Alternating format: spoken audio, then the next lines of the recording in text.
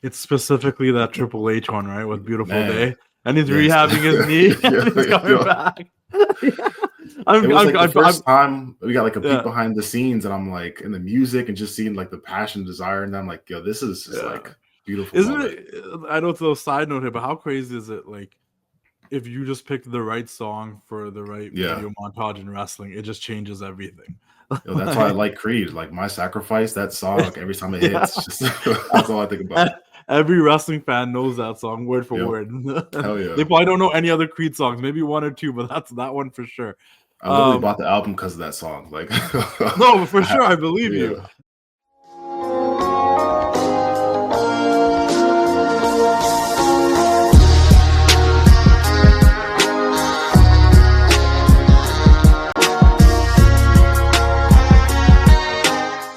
And we are back for another casual conversation with the classic. Ladies and gentlemen, boys and girls, I got a very special guest with me here today. It's none other than Kaun from the Gates of Agony. How are we doing today?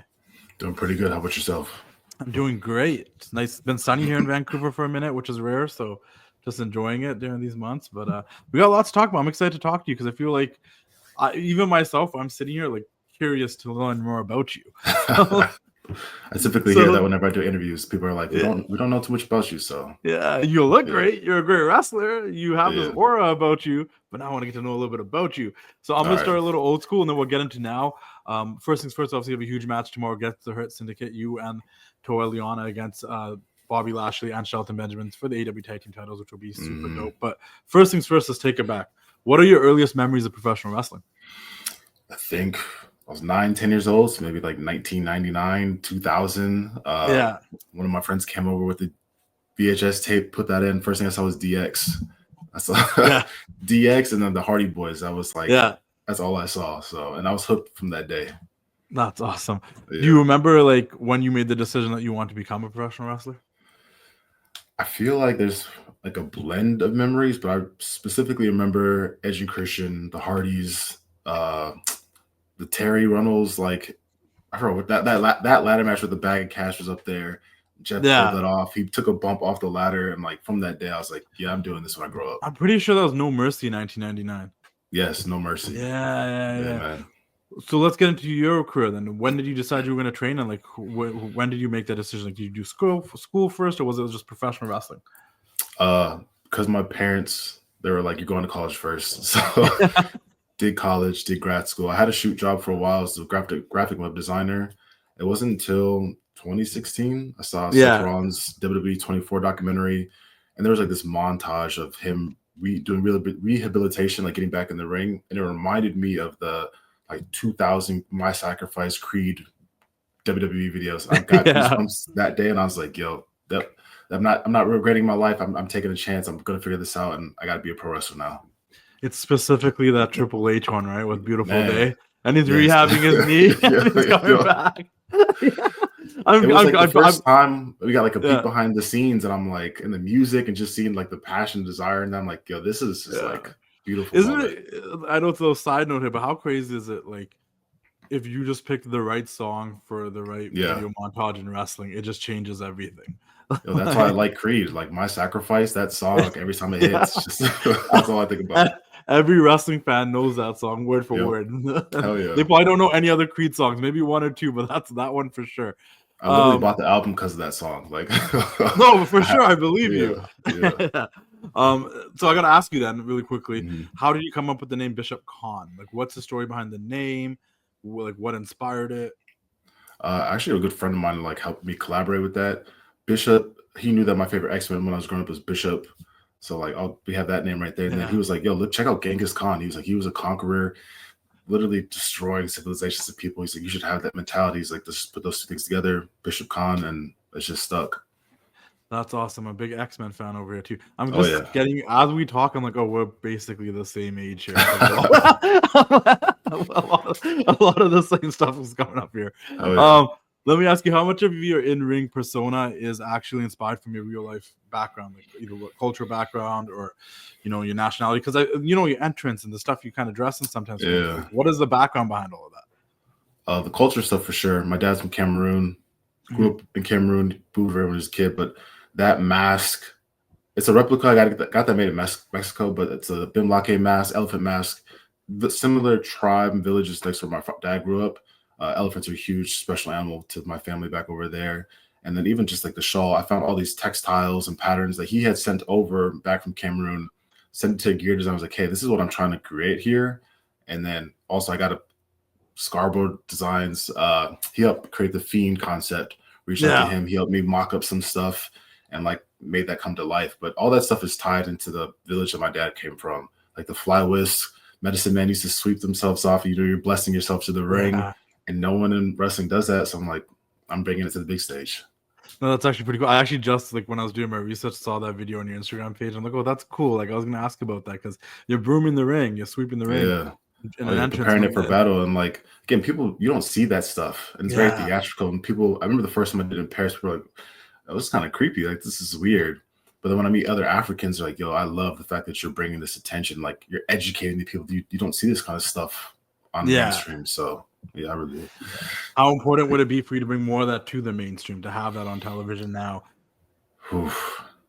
I think huge. Like, you saw when Kofi won the world title and, like, going back to Ghana, seeing Apollo doing this stuff from, what was it, Nigeria, and, like, being the chief and stuff. Like, you seeing that stuff, Obafemi now. Like, oh, it's fucking awesome. It's like Black Panther came out. I'm like, we got to like somehow create these characters in pro wrestling. And you just see how it touches people. It really like changes them. I get messages all the time from people back in Cameroon, like, yo, you're representing our culture so well. Like, this is fucking awesome. Like, I'm a fan of you now. No, for sure. Have you been over there? Yeah, I went back. It's been like 15 years, maybe. I spent like a month there in the bush. Yeah. Oh wow. Yeah. It was crazy experience.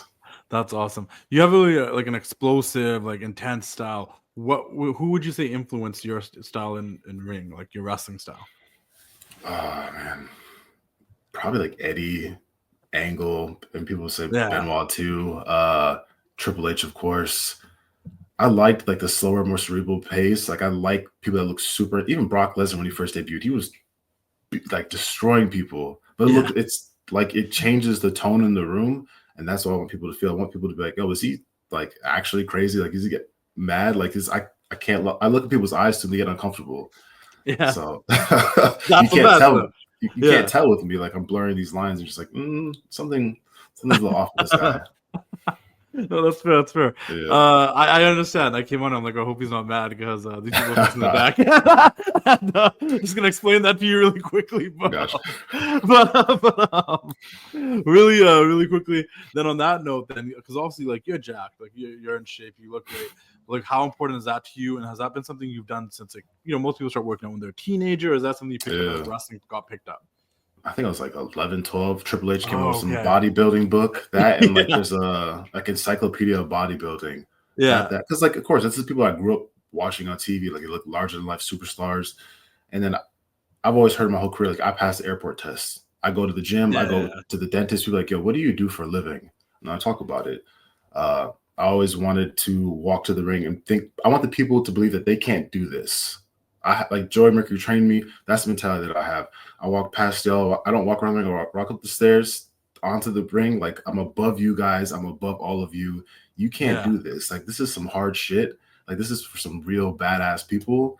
And like that's the mentality. That's everything I portray. Everything I put into my body. Like I'm a pro wrestler. Though. Like I look. And like if you want to be a pro wrestler, like you need to look like one. Yeah. No, that's fair. I think that's crazy. The airport test. It's the old.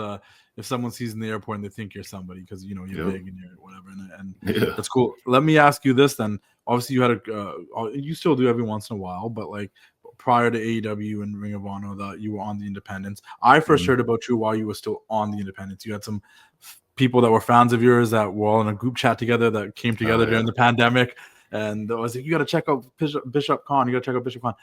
Is there a match or anything that you're specifically proud of that you had on the independents that you think people should check out? Oof, I got chills. I don't know why.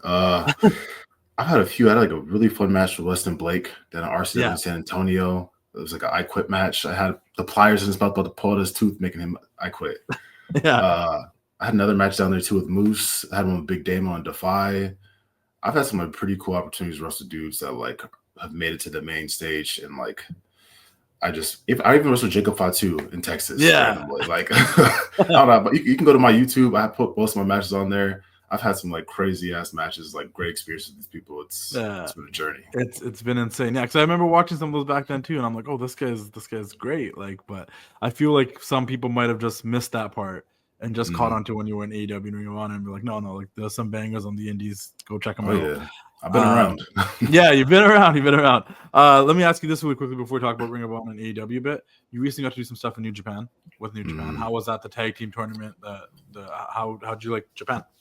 Japan was fucking awesome. That was so much fun. It was the first time in my career where I feel like it's first like major tour, and that was a grind. 17 matches in 23 days. Like you're wrestling almost every single day. But just the culture there, the food was amazing. People are so nice, and you get treated like a superstar. It's fun to hop in the bus with the boys. You go just to the venue, like you're warming up together around the ring. Like it was just a whole different experience. I wish we could pull some. Toa and I brought some of that stuff back, like the way that we just warmed up before our matches. I'm like, hey, we did this every time we had a scheduled routine, and it worked for these 17 matches. We gotta take this back here, and just like it was cool to wrestle people like Okada and Tanahashi and feel like I actually fucking belonged. Yeah, like punching these dudes in the face. Yeah. What's one thing you think you learned the most in Japan that you brought back with you here? Like, what's one thing like from that? I think that's a question I could ask about every year of your career, but let's ask about Japan. Yeah. I was trained this way, but they solidified in my mind where less is more. Yeah. As big as I am, I mean, people have different flavors, ice cream, right? Like same thing with wrestling. If I'm punching you, like I'm a big dude, I'm hitting you with all my might. That should be registered in a way versus someone hitting you 15 times. Like, So I think less is more. Like also the showmanship there too. Like people were really buying into some of the character stuff they were doing over there, and I just feel like that needs to be more adopted here. No, for sure. Tell me about teaming up with Liona and the creation of Gates of Agony. So funny enough, I used to watch Dark religiously, and he was like one of the people that I watched. I'm like, okay, he's doing things different because I'm doing stuff differently. So I remember we met in DC. I literally just came up to him and was like, hey man, watch some of your matches, and we talked for like 3 hours that night. Funny enough, someone came over to us like, hey, Tony wants to talk to you two. He wants to put y'all together as a team. I was like, I guess it's the opportunity. Shit, here we go. I told Toa when I met him, I was like, hey man, I've had experience doing tag team stuff. Again, Joey Mercury trained me. We got to talk every single day. We had to be like best friends. People make jokes at the arena because we're always together, but that's how a tag team should be. It should feel like we are a unit. You don't see him without me. You don't see me without him. And that's how you create that bond. You create that synergy in the ring where it's like, okay, they're already on the same page. Our second match was against FTR. And like, you could already feel that we were kind of on the same page because every day we're just talking. We're working out together. We're vibing. You got to make it feel like a team every time we're having these opportunities. No, for sure. And I think that's important because honestly, if you didn't know anybody, you'd think you two were teaming for a very long time. Yeah, it's good then. Yeah, you know what I mean? And if you guys have done all the things the tag team should do with the gear looking the same. If I didn't know any better, I think like you guys probably had the same nationality or background, right? Like, I bet, you know what I'm trying to say? So like it worked out really well. How did you like being part of the embassy while that was a thing? That was a bigger group. Man, I loved it. When I met Nana, because Nana DM'd me on Twitter like a year prior. And he's like one of these people. He's like, hey man, I love what you're doing out here for the culture. And then I met him. I'm like, yo, this is just meant to be, bro. Like, yeah. And I think people now they're seeing it. He's been around for such a long time. He was in ROH. He's like ROH legend to me. He has all this experience and knowledge. He's been around the business. He's putting us on game. That was like that's invaluable. You get to be put with somebody like him. They're just teaching you every time you're with him. Brian Cage, man, this dude working out with him is a different level. he's truly a machine, pushing us. It was, man, I loved it. Swerve was awesome too. It was a great time. That's crazy because that's like, every once in a while that picture will go around of Nana in his wrestling gear and everyone's like, wait, what, he wrestled? It's like, no, he wrestled. That was important. And definitely Ring of Honor legend. Definitely just a legend now in wrestling. I think it's great that he's getting the spotlight he's getting now because people are realizing that. Let me ask you this then. Ring of Honor, AEW. What would you say is the difference between the two brands for you, at least? Of course, a little bit of like a talent. And I think with ROH, you get a little bit more time to tell stories in ring wrestling wise. AEW, of course, you have promos, you have storytelling on TV. Ring of Honor is more pure wrestling like style. Like that's what it always was. Is the company that was built around wrestling. Yeah, we can cut some promos, but we're in here to like really have the best in ring work that we can have. And like ROH has always been near and dear to my heart. Did the ROH Dojo back in 2018, which people need to know more about this. I survived that fucking place. All right, it was insane. There's a group of us in there grinding 4 or 5 days a week, doing all this fucking ring crew shit. I've been in this ROH Dojo for a minute, and then I graduated, got to TV, back on ROH again. Probably longest reigning Ring of Honor World Six-Man Champion of all time. Like I'm in the history books. I'm ROH legend in my head. Shit, fuck it. No, you have to be. You have to be, right? Yeah, no, that's awesome. Who was with you in the dojos? Any like names that we would know? Kelly Kincaid, she's now an announcer for NXT. Yeah. Dax Draper is still in the independents. Brian Johnson, who was like, when I met him, he was like, I've been doing this for 15 years. I don't think he's ever been utilized to this, but like the fact he needs to be utilized more. He was an ROH ring general. People loved working him. He just, I don't think has gotten his break yet. Who else? Moses, my old tag partner, of course. And then, I mean, there's a group of other people that were still in there, but I feel like they're just still grinding on the independents. Yeah, there's some unsung heroes in the independents that haven't got that spotlight. You know what I mean? Like, it's kind of not. Hey, yo, have you guys heard about 500 Level? They make officially licensed WWE merchandise, and I actually have been working with them on a couple of designs. A design that I worked on recently was with a girl named Caitlin, who's a big Dakota Kai fan, and we designed this new Dakota Kai shirt, which you can get exclusively now at 500 Level. Once again, officially licensed with the WWE. Really wanted a new Dakota Kai shirt. Got this one designed and made, and it's on the website now, on sale now, 500level.com. Guys, join their partnership program. You get discounts the more shirts you buy, 10%, 20%, 30%. You earn points and you get a discount. They have OG shirts, guys. I had to re-up on my NWO shirts on 500 Level, the comfortable material if you get the premium shirts, but even the non-premium is super comfortable. I got NWO shirts. They got Shawn Michaels shirts. You can find some of your favorite wrestlers on there. You can find none other than guys like Razor Ramon, the bad guy. Check out this shirt. It's a sweet, sweet shirt, everybody. 500level.com. Like I said, they have the NWO stuff. And if you're like a big NXT fan, they got shirts for all of your favorite NXT wrestlers. And if they don't, let me know, and I'll make sure we get some shirts made for your favorite NXT wrestler. I went to go support my girl, Carmen Petrovic. You guys can check out our casual conversation on my YouTube channel. You can check out mine and Carmen Petrovic's casual conversation. But 500 Level had a Carmen Petrovic shirt. I had to go support my fellow Canadian and the homie Carmen Petrovic, guys. 500level.com, guys. Check them out. Get premium, officially licensed WWE shirts that you cannot find on WWE shop all the time. They have a huge selection on their website also for MLB, NBA, NFL, NHL. They got shirts for everything, but their wrestling selection is insane. Custom creative designs. Maybe I can work together with someone out there that is an editor that wants to put more designs on the website. Hit me up. 500level.com. Check them out and keep doing the thing. What does Kaun like outside of wrestling? I see some posters behind you of some movies. You can see some horror. You got some horror. You got Chucky behind you. So like, what do we like outside of wrestling? Like, what are we a fan of? Of course, horror movies. I get in and out of anime sometimes. Like I read all Naruto, binged Death Note a couple times, My Hero, and then I just fall out. Man, I'm a simple person, man. A nice horror movie, chilling at home with the lady. I'm cool. I love my dog, so I'm not doing too much. I'm not. Well, let me ask you this then. What, like, if I'm gonna put you on the spot, and I've done this to others, like, what you're personal, right? Not with all bias. I want all bias. I'm not looking for like the greatest ever, right? What are your top 5 horror movies then? Because you might have some that might be like, oh, I might have not watched that because it's not as mainstream. Like, what are your top 5? Hereditary. Yeah. There's this one like cult classic that I like, Ginger Snaps. People don't really know about that. It's some weird like goth werewolf movie. Yeah. I love practical effects, so I love it. Yeah. Of course, Child's Play 2. I saw that when I was like 8 years old, and for some reason I just fell in love with that movie. Candyman. Probably Sinister. Yeah, I'm gonna say Sinister. Okay. I saw that in theaters when that came out, and that actually kind of creeped me out. I think I've only seen like 3 of those, and Candyman used to scare the crap out of me when I was a kid with all the bees and the guy was just roaming around. Yeah. That's something. Like, let me ask you this, and like, because we talked about music a bit. Then, what's on your playlist? Like, what are you listening to? Like, what's your pre-match ritual, and what's a song that gets you hyped? I've been going back in time. I've been listening to like a lot of crunk music. Little Scrappy, Lil Jon, DMX. Like my dad being from Cameroon, like I never really was privy to Black culture stuff.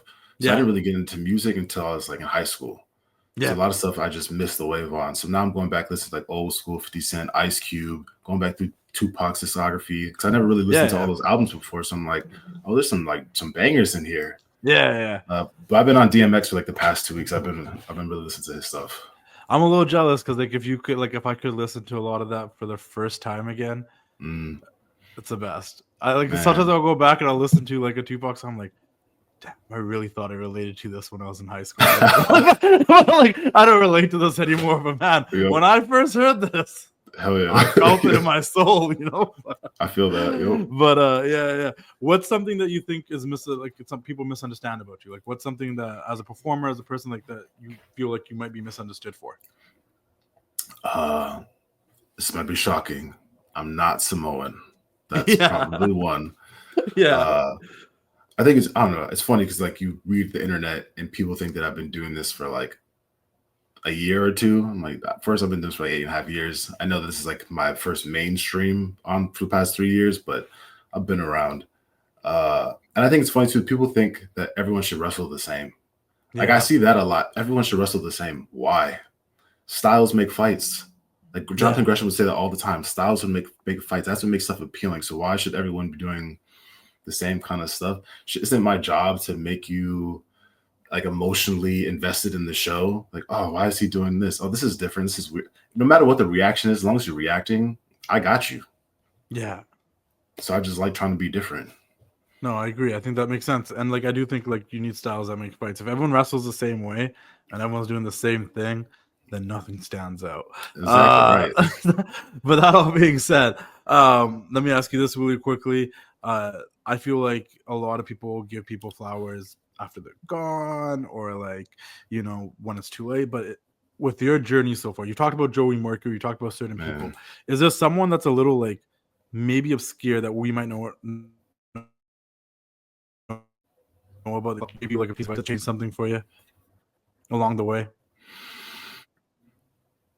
For sure, Joey. Yeah. Like when I meet other people that have worked with him, like Moxley worked in, Joey basically created the Shield.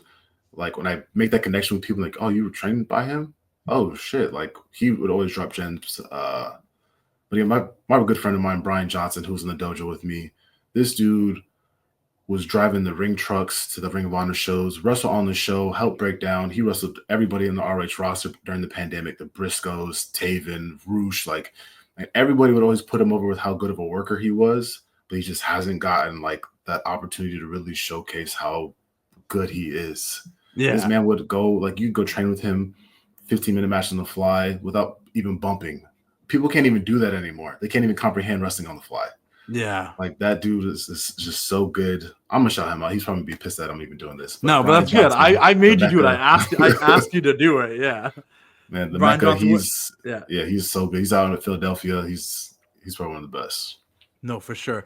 Before we wrap things up, I have to ask you about it then. Tomorrow night, the Hurt Syndicate, you're wrestling them tag team match on AEW Dynamite. Why does this match matter to you? And also, I don't know, cut a little promo on him. What's the deal? I was just telling somebody about this the other day.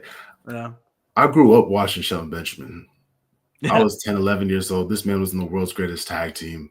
Bobby Lashley was like ECW world champion. I grew up watching these dudes. And they just out here going lane waste, hurting everybody. Funny, I like pain and agony. That's why we're the Gates of Agony. I love it. That just makes me more excited to punch you in the face. So to step in the ring with these two like icons, these two legends in the game, they haven't even seen anybody on our roster that looks like me yet. I'm just as jacked as these dudes. I'm as big as these dudes. I'm probably gonna hit them harder too. So I saw MVP was like, oh, they like being hurt. We can hurt them. Yeah, we hurt people too. Yeah, I know you've seen us. We hurt people too. We break people too. So what if they offer after tomorrow? What if MVP offered you guys some cards? I mean, I do have a nice suit that could put that on. I'm pretty sure I look pretty good in the suit. So yeah. What do you want people to remember you for? Like as of right now, obviously you got a whole lot of career ahead of you still. But as of right now, like what? Like if it was up to you, like what do you want people to remember you for? That's a good question. that's weird to like answer because especially now when you're so like early in your career, and then you're like you want to be like not arrogant but also humble, but also I'm not trying to be arrogant. Yeah. I know. I thought about that when I asked that. I was like, wait a minute. I'm like, this would be pretty tough to answer right now, but I'm curious. Like, do you want to remember your dominance? Yeah, go ahead. I don't know if this is me answering it, but I did this interview for BET. Yeah. And this woman was like, she's like, you don't understand what you're really doing for the culture. She's like, you still kind of kayfabe because you're so humble with how you respond to things. She's like, you truly are touching people and like representing for people, and they see that. And she's like, I'm just like, oh, thank you. Like, but she's like, no, you need to really understand that your place in pro wrestling right now is so special. Like, you need to she's like, just take that in. I don't know how to even like. I'm still figuring this out. I'm still grinding away. I have not reached the mountaintop that I wanted to reach at. I'm successful in pro wrestling. I'm getting paid to do this, but I'm not nowhere near where I want to be. So when people ask me for advice too, I'm like, yo, I'm still figuring this out just like y'all are. Yeah. I'm still asking the top guys like, yo, what can I get better at? Because I'm a student of the game. I want to be one of the greats of all time. So I guess just my work ethic, maybe. Like, I don't even know if that's me answering it. I think that representation question's a good answer because, you know, at least that you are representing your culture in a way that nobody is from that area in a professional wrestling scene, right? Mm-hmm. Like, I don't know anybody else that's really repping Cameroon and that village the way you are. I can relate because I would say when people like, you know, be like, come to me and be like, oh, it's really cool to see an Indian guy, like, you know, Indian boy like you, another Indian guy, brown guy doing this wrestling stuff. And I'm like, it fly over my head. I'm like, no, man, like, I'm still trying. I don't get it. Like, yada, yada. Yep. And then I walked into a certain room doing media. And I realized one day that I was the only Indian guy in there. Man, yep. And then it stood out to him like, oh, I get it now. Yep. This is like, and I'm like, don't get me wrong. The problem is that I'm still trying to get in those rooms and stay in those rooms. So I don't like my head's so like this. But at the end of the day, I got to remember, like, from the outside perspective, like, oh, like any other kid that looks like me that is younger that wants to get into this is going to be like, oh, if he can do it, I can do it. Like, he got it. Can't say that plays a part anymore. So you are doing something that's cool in terms of representation. Last but not least, I asked this to everybody. This is like my final question for everyone.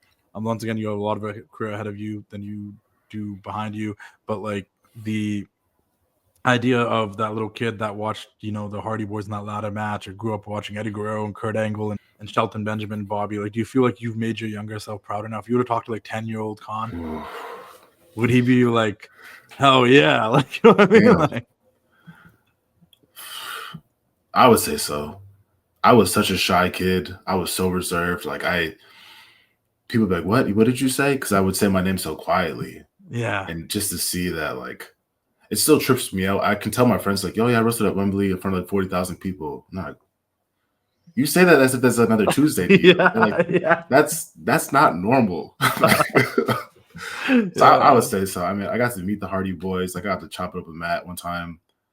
I'm sure that my 10-year-old self would be like, bro, man, like, this isn't me being conceited, but like, I have to remember, like, I really have accomplished a lot in my life. Yeah. So I feel like I'm sure he'd be proud. My mom tells me she's proud of me all the time. Like, I'm sure my 10-year-old self would be like, bro, if this is what's in store for us, like, you're killing it, man. Sometimes when you're so deep in it, like, you get immune to the things you're doing. Then you have to like take a step back and be like, I had a friend that once told me, she's like, Justin, like, write down the things that you've done every once in a while and realize that, like, other people think that's really cool. And I'm like, oh, I guess that's true. Like, I'm still focused on like what's next. Like, I did this, so what's the next thing I'm gonna do? But it's like, no, like, the stuff you've done is really cool. Your 10-year-old self would be really proud of you. I think he'd be like, damn, wait, you chilled with the Hardy Boys? Like, right. Like, they know you? Like, wait a minute, what? So it's cool. Yeah, guys, everybody tune into AEW Dynamite tomorrow, or tomorrow or today, depending if this drops here tomorrow. And check out the Gates of Agony against the Hurt Syndicate. It's going to be a big meaty man slapping meat. They're going to be beating the crap out of each other. It's going to be a good wrestling match. And honestly, looking forward to seeing you guys more on AEW Dynamite and on some of the main shows. Every time I see, like, you guys have the presence. I see you guys come on TV. I'm like, oh, damn, these guys look like they're about to kick some ass. I'm here for it. But I appreciate you taking the time and doing the show. Is there anything else you want to add before we wrap this up? Just follow me on Instagram, Twitter, YouTube. I'll be posting. I'm trying to post more often now, but yeah, check it out, man. I'm excited for tomorrow. There's gonna be a moment in the ring. I'm like, damn, Shelton and Bobby. All right, let's talk, and I'm about to beat these dudes' ass. Like, yeah. Let me ask you one last thing, and I'll wrap it up because I've been trying to throw this in there now. I do think it's a pretty cool question because I'm a big I'll read a quote and I'll remember it and I'm like, oh, that really stuck with me. Is there a quote or anything you read recently that really stuck with you? Oh man, that's maybe not necessarily. Like, okay. I was reading The Shining. Yeah, I might try to reread all the Harry Potter books. I never finished them, so I was like, I might as well just try to read these two. I read the first one, never read the rest of them, so I'm with you. But I guess to quote Candyman, like, after tomorrow, these people are just I'm gonna be like, say my name. Y'all gonna say my name. That's it. Y'all gonna say my name. Yeah. I need to hear my name chanted in this arena. Keep saying my name. You should just drop that on TV. Candyman's a little dated now, anyways. Oh, all right, sweet. Thank you for doing this. Everyone follow Kaun on social media, and we'll see you all next time. Keep doing the thing. Sounds good. It's time to say goodnight. We sincerely appreciate your patronage and hope we've succeeded in bringing you an enjoyable evening of entertainment. Please drive home carefully and come back again soon. Good night.